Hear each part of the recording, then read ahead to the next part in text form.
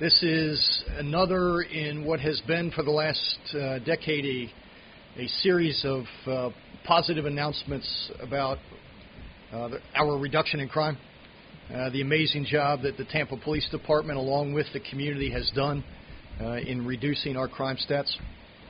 Since 2006, there has been a 57% reduction in crime in the city of Tampa.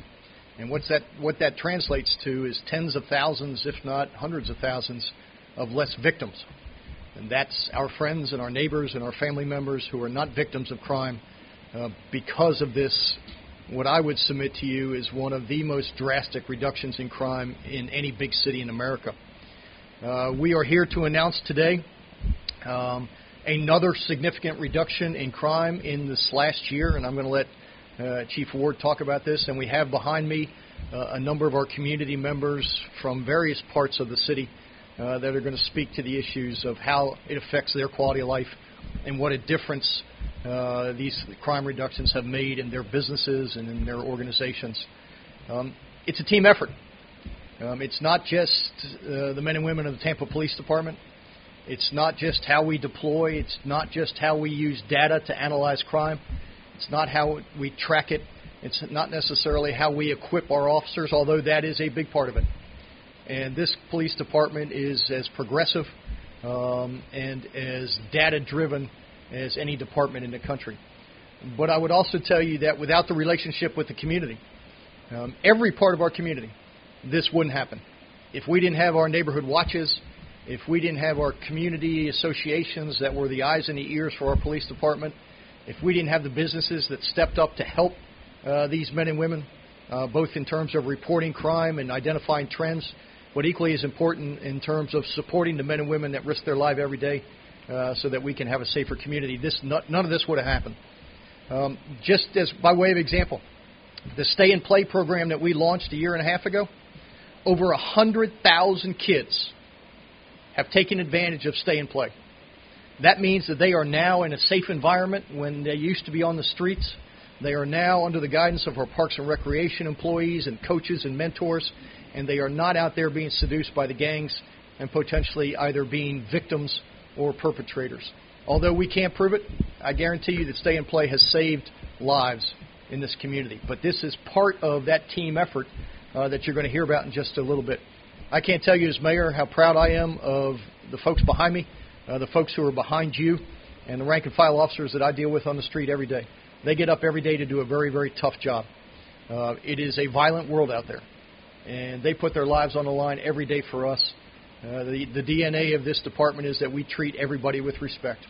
And I think what you're going to see in these numbers is that even in some of our toughest neighborhoods, and particularly in our communities of color, the reduction in crime has been significant, which means those folks who live in those neighborhoods are safer as a result of it, and they are as grateful as any community in this city for the work that these men and women do behind me.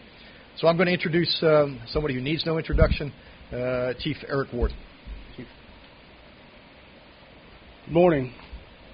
What we're going to focus on is our crime over the last 6 years under the mayor's administration. So if you look at the chart to my right, there's a 24% crime reduction. That crime reduction doesn't just happen overnight. It takes a lot of work, and contributing factors are all the men and women from the Tampa Police Department and our community coming together to work to solve this issue. So over the I focus on 2016 and specifically, you see our crime reduction numbers are 8.9%. That's contributed to one of the key factors that I focused on as I became a new chief of police. One of the things that I highlighted was a reduction on our violent crime, a focus on our violent crime, to make sure all of our communities are safe.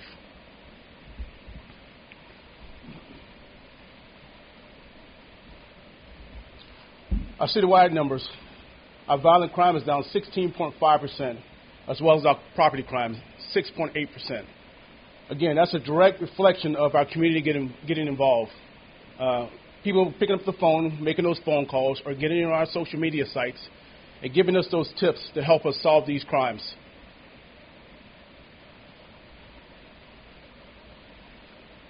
Our city is divided into three distinct districts, 1, 2, and 3. Our District 1 area is everything west of the river, down to MacDill Air Force Base, and north all the way up to Hillsborough Avenue. As we go through these slides, you'll see the East District has a significant reduction in crime. Our violent crime in District 1 is down 16.6%, as well as our property crimes. They're down 13.9%. District 2, which most people consider was some of our most challenging areas. It's everything north of Hillsborough Avenue, all the way up to Tampa Palms, which includes the Sulphur Springs area as well. Our violent crime is down 14.8%, and our property crimes are down 4.8%. And our District 3 map. Our District 3 map is everything south of Hillsborough Avenue, which includes Ybor City and the Soho District. Ybor City and our Channelside District. Our violent crime in this area is down 14.6%, and our property crime is down 2.6%. Robles Park is one of our remaining housing developments. We're down in Robles Park, our violent crime by 24.6%, and that's huge. Again, that's a direct reflection of the people that live in the area getting involved. Our Soho District, entertainment district next to Ybor City, it's down 16.6%, and our property crime is up 6%. We contribute those numbers, that 6% increase in property crime, to one, making the public more aware of what we're doing here, and reminding people to lock their doors and close their garages. That's huge and significant to us, reducing this number of property crimes from 6% down to the minus. Our Sulphur Springs area, one that I identified earlier as one of our more challenging areas, due to the transient residents that live in the area. Our violent crime is down 6%, which is huge for that area. And our property crime is up 1%, again, reminding people to lock up their valuables, keeping the doors locked, keeping the cars locked, and closing their garage doors. Our West Tampa. West Tampa is one of those new and upcoming developments in that area. Our violent crime is up by 1%. If you look at the numbers to the right or left of this chart, the 91 and 92, so you can see it's up by one crime, which you have the increase of 1%. Our property crime, again, they get it. They lock their doors.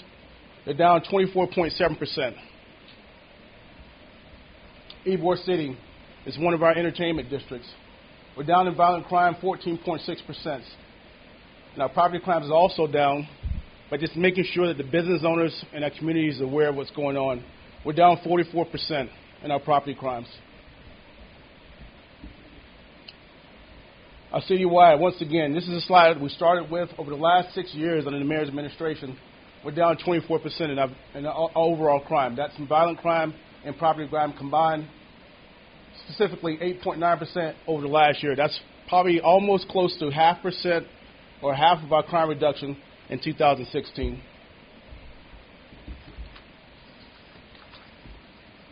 Now I'd like to introduce Mr.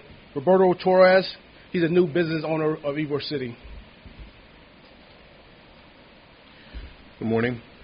I want to first thank the mayor and Chief Ward. Under the extraordinary leadership, we have been able to see a decrease in these numbers for the last 6 years.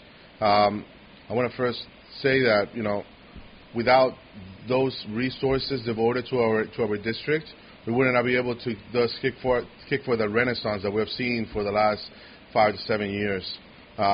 We just, however, need a little bit more resources, and we cannot take our eye off the ball so that those numbers keep plummeting. Yeah. Courtney Orr, she's the manager for the CRA 1 and 2, which is Ybor City, east of 22nd and west of 22nd Street. Good morning.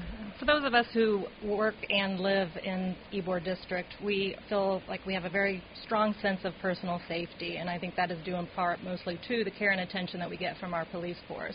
We are in regular contact and they're always popping into the office, which we have one on 7th Avenue. They're always coming in to check to see how things are, if there are any conditions that they need to address. So we know that we have the attention of the police force and their willingness to form partnerships as well, such as our Coffee with a Cop program that we established in the last year.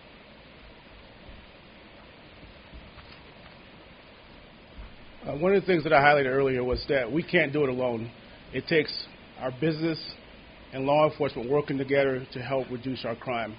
So one of the men that I want to bring up next is Mr. Femi Kennedy. He's the property manager of our Jackson Heights apartment complex. Good morning. First of all, I'd like to thank Chief Ward and Mayor Buckhorn for having us here today. My personal experience with Tampa Police Department has been truly beneficial for our communities, especially in East Tampa, the properties that I'm associated with. That one-on-one relationship that I have with the Tampa Police Department is huge. I can honestly say I probably have about 15 to 16 officers' phone numbers in my cell phone that I can pick up at any time and call them, and I can get a response. And that's something that very, very benefits us on a daily basis. We've gone from a very crime-infested, violent-fueled community to one where kids are outside playing. It's a joyous occasion. The playground is full, and people feel like they can sleep better at night. And simple things like that go a very, very long way. And I'd like to thank you, gentlemen, for what you're doing. I'd like to thank you for your support in our communities. And I look forward to the future. Thank you. Good job. Thank you. At this time, we would like to open it up for any questions. Sure. Good morning. Tom Haynes, General Manager of the Epicurean Hotel.